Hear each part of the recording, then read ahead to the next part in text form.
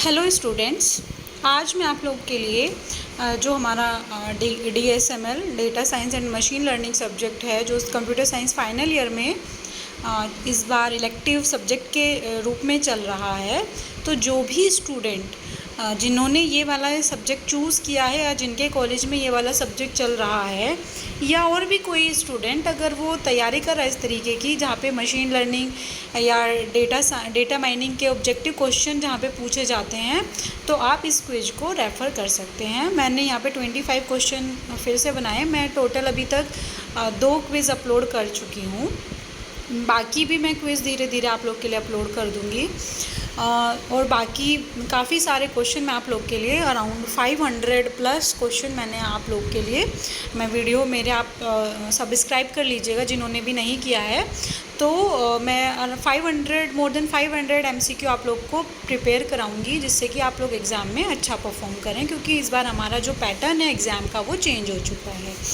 तो आइए स्टार्ट करते हैं। ये कुछ बेसिक चीज़ें हैं जो आप लोग को करनी पड़ेंगी। मैं इसका जो क्विज़ का लिंक है वो मैं जो डिस्क्रिप्शन बॉक्स होता है वीडियो का, वहाँ पे अगर आप जाएंगे तो आप वहाँ पे ट्राई कर सकते हैं इसको ओपन करके लिंक से, ठीक है, और अपना इसको व्यू कर सकते हैं। तो जो फर्स्ट क्वेश्चन हमारा ये है कि which of the following refers to the problem of finding abstract pattern in the unlabelled data. अगर कहीं भी अनलेबल्ड डेटा की बात आएगी, अगर कहीं भी अनलेबल्ड डेटा की बात आएगी तो आप उस पर क्या क्लिक करेंगे, अनसुपरवाइज्ड लर्निंग। हमारी जो मशीन लर्निंग टेक्निक होती है, supervised, unsupervised, reinforcement learning, semi supervised learning, ये टेक्निक्स होती हैं। तो जो अनलेबल्ड के केस में जहाँ पे हमें क्लास लेवल अननोन होता है, वहाँ पे हम क्लस्टरिंग या जो हमारी अनसुपरवाइज्ड लर्निंग है जनरलाइज फॉर्म में इसको अप्लाई करते हैं। तो अनलेबल दिखा तो आप सीधे सीधे अनसुपरवाइज पे क्लिक कर देंगे। नेक्स्ट है हमारा which one of the following refers to the querying the unstructured textual data.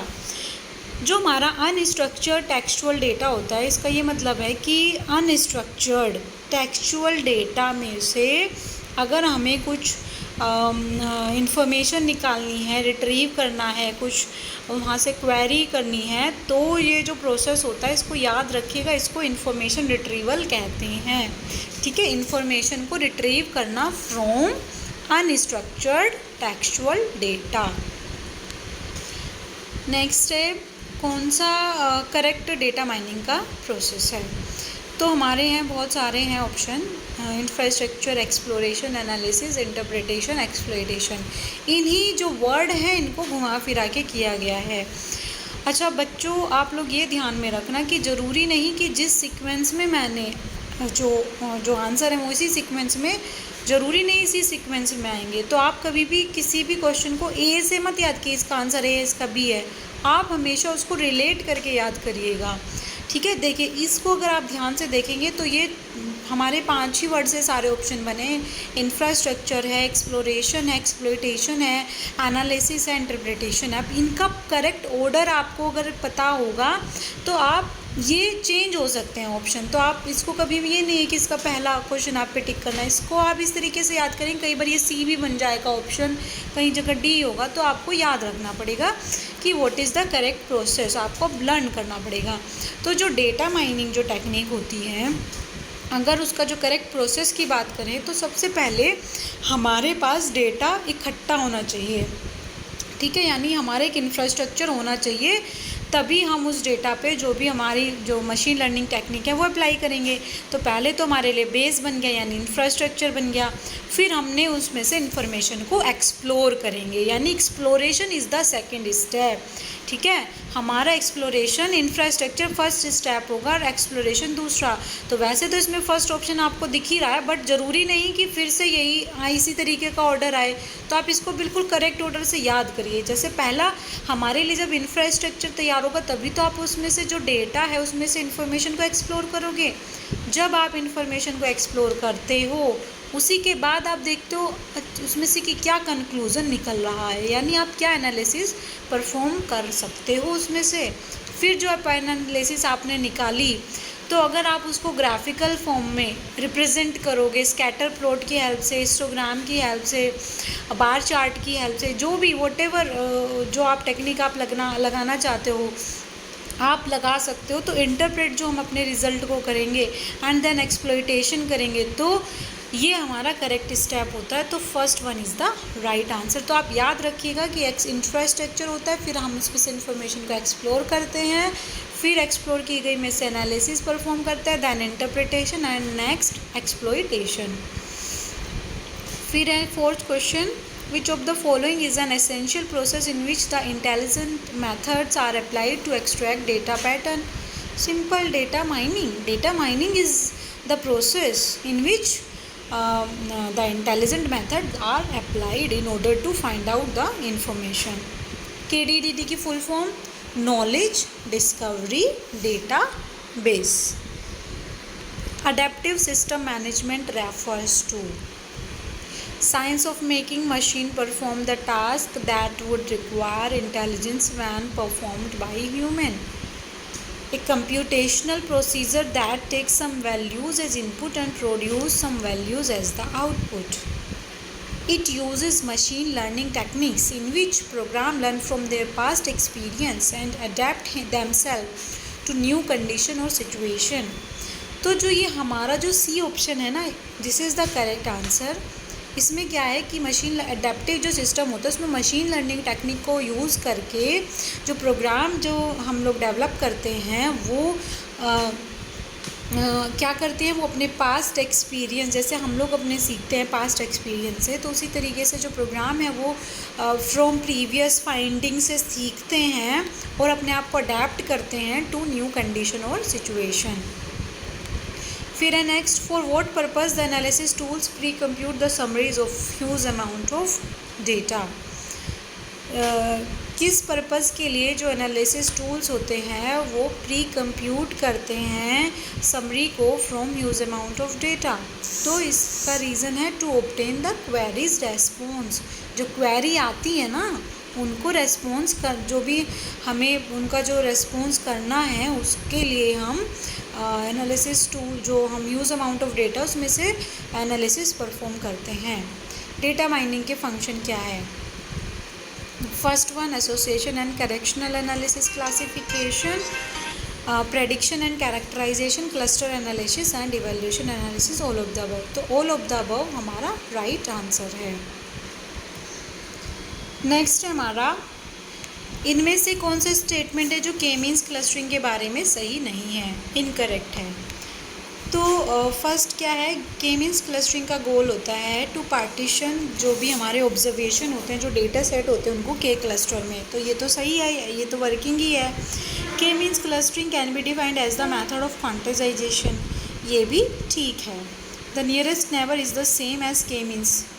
KNN एक क्लासीफायर है, एक सुपरवाइज लर्निंग अप्रोच है, और के मीन्स एक डिफरेंट अप्रोच है। तो ये कभी भी दोनों की वर्किंग जो है वो सेम नहीं है। भले ही उसमें के नियरेस्ट नेबर टर्म यूज़ होती है इसमें के मीन्स क्लस्टरिंग, तो इट डजेंट मीन कि वो दोनों सेम हैं। तो ये दोनों अलग अलग होते हैं, तो ये इनकरेक्ट है, इसीलिए आप ये वाले ऑप्शन पे जाएंगे। नेक्स्ट है कि हमें क्या करना है, न्यूबॉर्न जो होते हैं उनके नंबर को प्रेडिक्ट करना है according to the size of stock population by performing supervise learning. जब भी अगर आप कैटेगोरिकल जो हमारा आउटपुट है वो कैटेगोरिकल आ रहा है तब क्लासिफिकेशन यूज़ होता है। अगर हमारा एक नंबर कोई आ रहा है तो हम रिग्रेशन पे जाएंगे। तो सुपरवाइज लर्निंग की दो ही अप्रोच हैं, रिग्रेशन और क्लासिफिकेशन। तो बाकी दो तो आप छोड़ ही दो। अगर सुपरवाइज लर्निंग के टर्म में बात कर रहे हैं तो रिग्रेशन और क्लासिफिकेशन ये हमारे दो ही मतलब रहेंगे ऑप्शन। उसमें भी क्योंकि हम नंबर प्रेडिक्ट कर रहे हैं दैट इज़ न्यूमेरिकल वैल्यू, तो उस केस में आप रिग्रेशन को सेलेक्ट करेंगे। कैटेगोरिकल होता तो आप क्लासिफिकेशन को सेलेक्ट करते। Self organising map can also be considered as the instance of, जो सेल्फ ऑर्गेनाइजिंग मैप होता है ये क्लस्टरिंग, अगर क्लस्टरिंग ऑप्शन में दिया रहता तो आप क्लस्टरिंग को सेलेक्ट करते, बट यहाँ पे क्योंकि अनसुपरवाइज लर्निंग का ही एक पार्ट होती है क्लस्टरिंग, तो आप अनसुपरवाइज लर्निंग पे टिक करेंगे।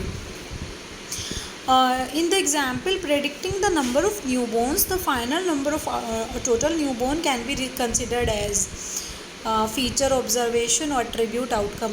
क्वेश्चन में ये कहने की कोशिश कर रहे हैं कि जो हमने, जैसे सपोज हमने कहा कि 2022 में इतने बच्चे पैदा होंगे, तो उस जो वो ये यूज़ हम रिग्रेशन टेक्निक का करेंगे, लेकिन हम उसको क्या बोलेंगे, जो रिज़ल्ट आया है उसको क्या बोलेंगे, तो जो रिज़ल्ट होता है उसको हम आउटकम बोलते हैं। विच of the following statement is true about the classification? ये एक्यूरेसी को मेज़र करता है, सेट को सब डिवाइड करता है, it is the task of assigning A classification. इसका ऑप्शन बी है, क्योंकि ये जो क्या करता है, जो हमारा डेटा सेट होता है उसको सब डिवाइडेड करता है इनटू क्लासेस, डिफरेंट क्लासेस। इनमें से कौन सा स्टेटमेंट डेटा माइनिंग के लिए करेक्ट है?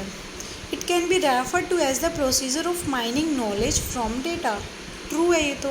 Data mining can be defined as the procedure of extracting information from the set of data, ये भी ट्रू है।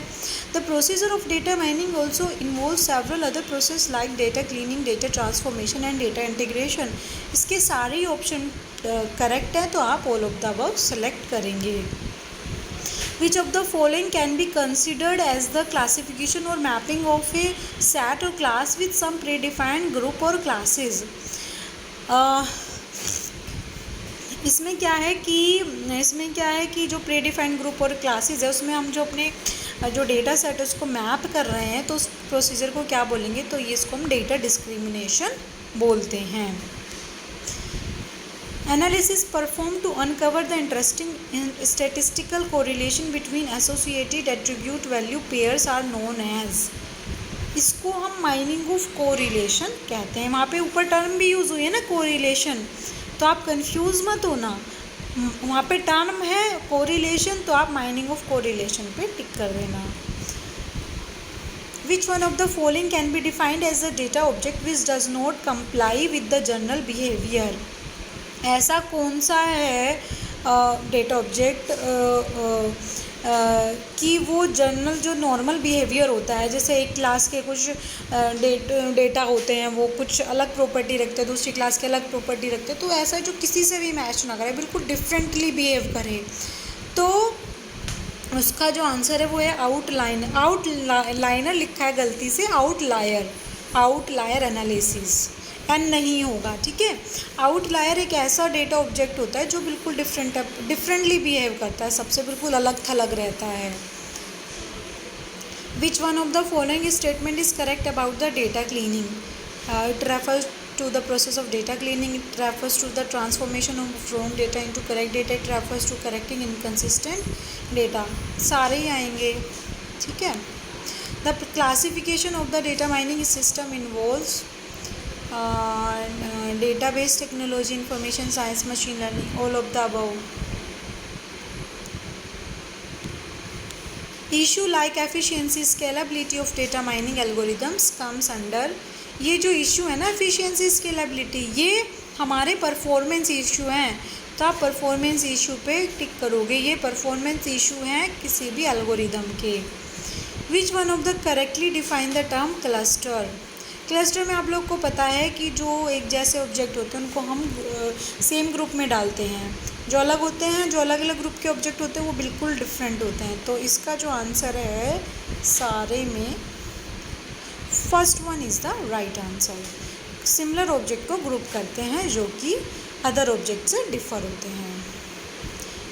बाइनरी एट्रीब्यूट का आपको पता है दो ही वैल्यू रहेंगी, 0 या 1, तो फर्स्ट वन मैच कर रहा है, तो first one is the answer. Which of the following correctly refers to the data collection? जो ऑप्शन हमारे subject oriented, integrated, time variant, non volatile collection of data in support of management, actual discovery phase, stage of selecting the right data, तो इसमें C है, हम right data को select करते हैं for knowledge discovery database process के लिए। Which one of the correctly refers to the task of classification? ये ऊपर भी आया था लेकिन वो थोड़ा सा डिफरेंट था, उसमें खाली ये लिखा था मेजर ऑफ एक्यूरेसी, इसमें थोड़ा बड़ा करके लिखा हुआ है, तो अगेन ये है हमारा sub division of A set of example into number of classes. Which of the following correctly define the term hybrid. अगर हाइब्रिड की बात करते हैं तो हाइब्रिड एक ऐसी अप्रोच होती है जो मिक्स करती है अलग अलग थ्योरीज़ को। तो देख लेते हैं कौन सा मैच करता है। Approach to the design of learning algorithm that is structured along the line of the theory of evaluation, decision support system that contain an information base filled with knowledge of an expert formulated in terms of if then rules combining different types of method और information। तो C is the right answer. उसमें हम combine करते हैं different approaches और method को।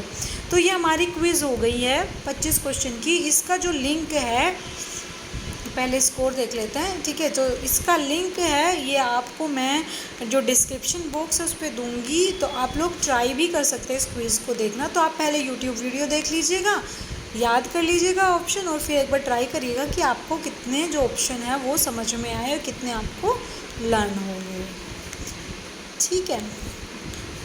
तो ठीक है, okay, thank you very much.